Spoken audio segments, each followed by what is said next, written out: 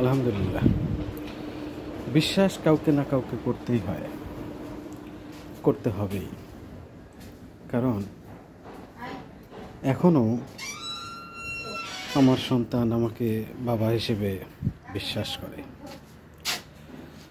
আমার ওয়াইফ স্বামী হিসেবে বিশ্বাস করে, আমি আমার বাবা মাকে বিশ্বাস করে থাকি। এরকম আমরা কিন্তু বলতে পারি না কাকে বিশ্বাস করব, আর এটা বলা ঠিক না। সুতরাং কাউকে না কাউকে বিশ্বাস করতে হয়, আর বিশ্বাস হচ্ছে সফলতা অর্জনের প্রথম ধাপ।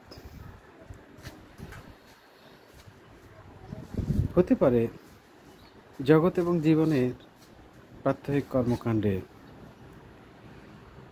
আসলে পরিবেশ পরিস্থিতির চাপে হোক আর যেভাবেই হোক, পারিপার্শ্বিক অবস্থা বিবেচনায় হোক, একে অপরকে আসলে বিশ্বাস করা খুবই কঠিন হয়ে যায়।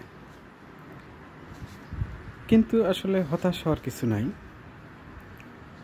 তারপরেও আমাদেরকে খাপ খাইয়ে চলতে হয়, কাউকে না কাউকে বিশ্বাস করতে হয়। ধন্যবাদ সবাইকে।